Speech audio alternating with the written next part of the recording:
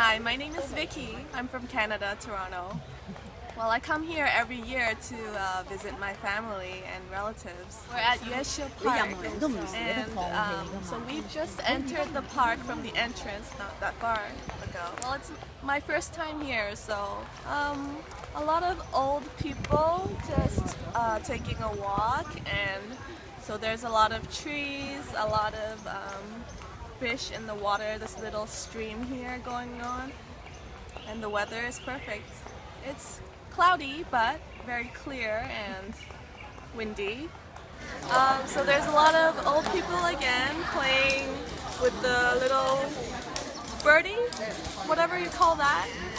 In Chinese it's called yin, and so people play this as a form of exercise and also like a it's kind of like a social skill. They do it and they talk, and they're like, a lot of old ladies are also doing it, so it's amazing. I could probably last like 3 kicks. That's about it. This is a statue of the ram, and it's a very important, a significant sign, like a symbol of Guangzhou. So as you can see, a lot of people are taking pictures here, so it's very famous. Well, the statue is like, the feeling of it is very strong, like the power of the goats or the rams. They look very strong, they're standing up and they're in action, so it portrays a very strong and masculine view, like a character in that statue.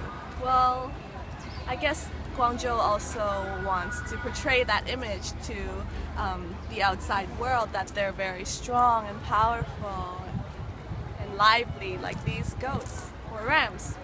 Okay, so we just came downstairs from the statue of the rams, and up there's a little store, a gift store, and maybe a snack shop. So, which I didn't see because people are like crowding around having ice cream.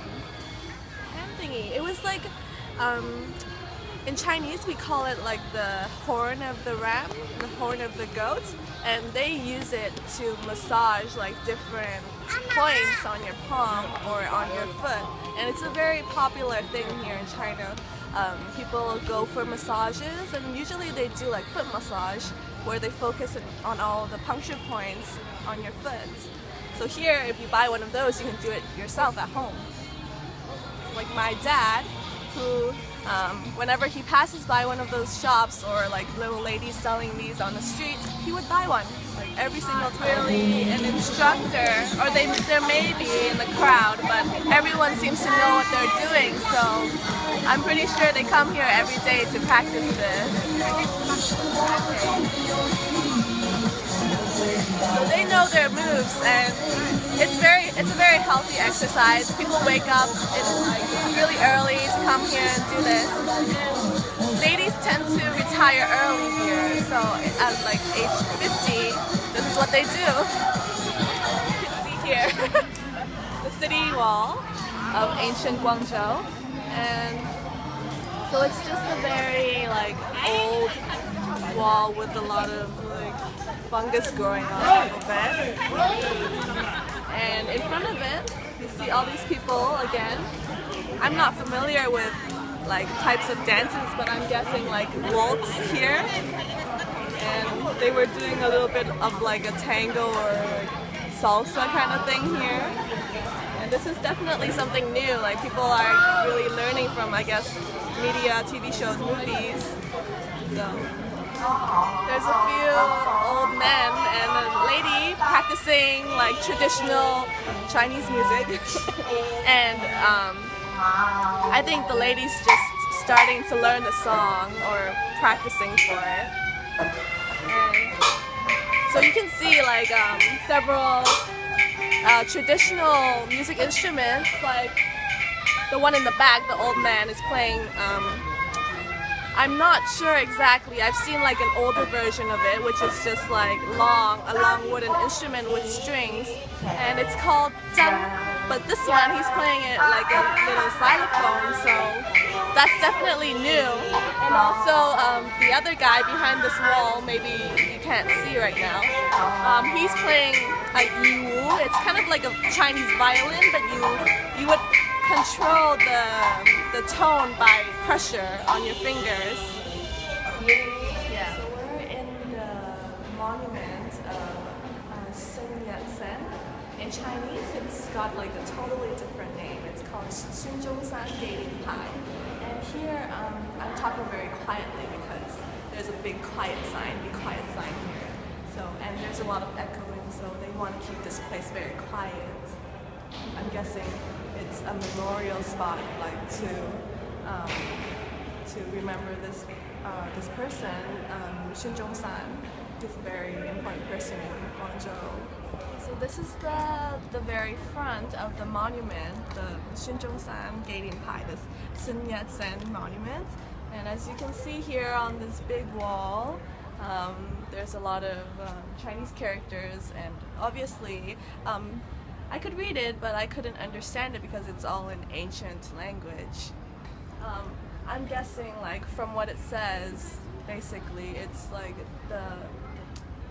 something about wishing for the freedom of China. So it's like, it's based on the history of the city and the country. And also they've got some dates here, so I'm guessing they're like marking like important dates in throughout the history of China. Well, it's definitely a lot bigger than I expected, and also there's a lot to see.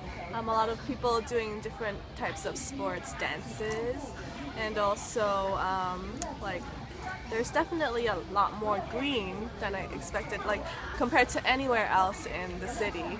So, and the air is perfect, and the weather is perfect, so everything is good right now. Entrance into this, the museum, and as you can see, this tall building here, it's called the Zhenhai Museum. So it's got like, the meaning behind it, I'm not exactly sure, but it has something about like controlling the waters or like the sea. It smells very clean and sweet because look behind me, there's honeysuckle trees. So I wish you could smell this now. There's like two different, they're the same, but one is more worn out than the other, but they look like toads. I'm not sure what animal they are, but in Chinese it's called the pei yao. And for Chinese people, a lot of people would buy like small miniature versions of these animals to keep at their house, or sometimes people keep them in their purse. And they say when you touch the animal, like when you stroke its back, it brings you good luck. I'm trying to talk really quietly again. Everyone's very quiet. So here you can see a lot of things from ancient China, like pottery in this area and weapons. Some depictions of how people used to live in the ancient times. And so as we look around, there's I'm guessing like different parts, like ancient life of different parts of China, and with different parts of China there's different types, like different styles of artifacts and weapons and pottery, as you can see here. Downstairs was about like the civilization of China and also the development of the city and everything. And downstairs we could see a lot of models, like big models of the city, buildings, and also we could see maps of the city where development has been made. So these are clay models of boats, and just different styles of boats here. This one's made out of wood, and these ones are made out of clay, and so they depict like very ancient styles of boats, like back in 25 AD to 220 AD. So these boats are often used for carrying people around in different parts of China. China is very big, and people depended on these types of boats and like for traveling, and like for downstairs bigger boats for world trade, that kind of thing. Like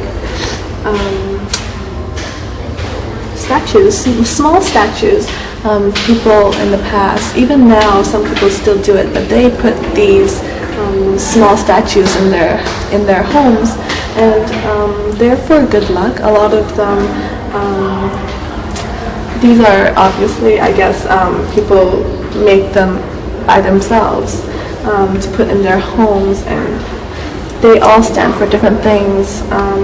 I know some people put like a statue of a woman in their room to have to promote their fertility. And so I think these, I'm not sure what their functions are, but definitely it's for good luck.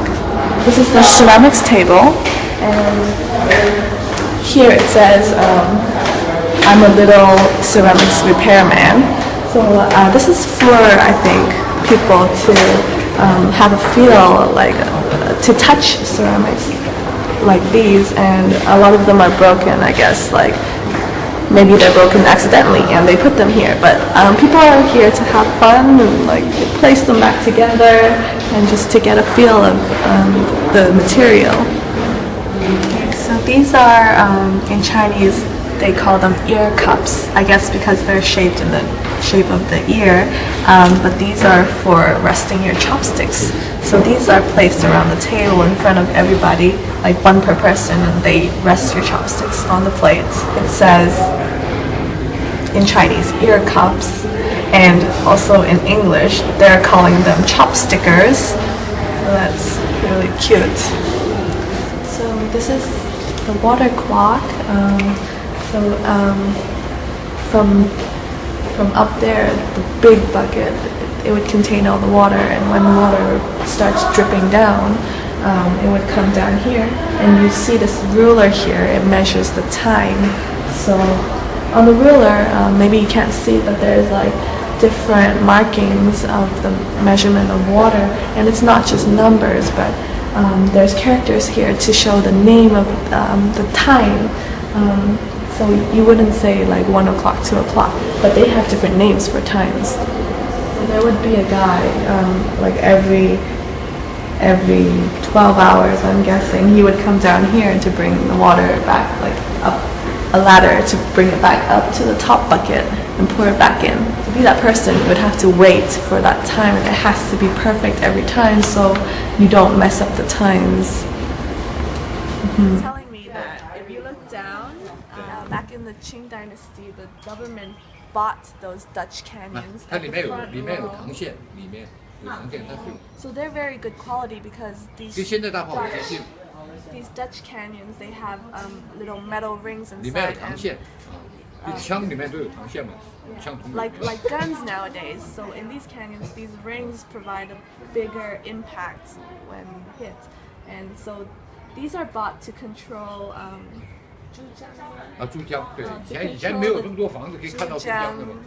area. And the smaller canyons in the back are the Chinese canyons. They're a little bit weaker. So he's saying these are made from different materials. The Dutch ones are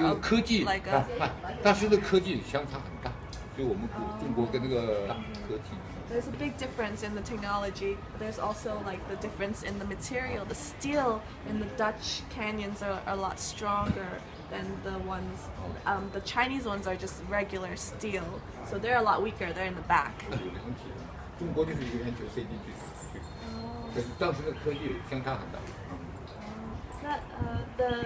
The Chinese ones have they use the canyon balls, the traditional canyon balls, where you stuff them in from the front and you light it from the back.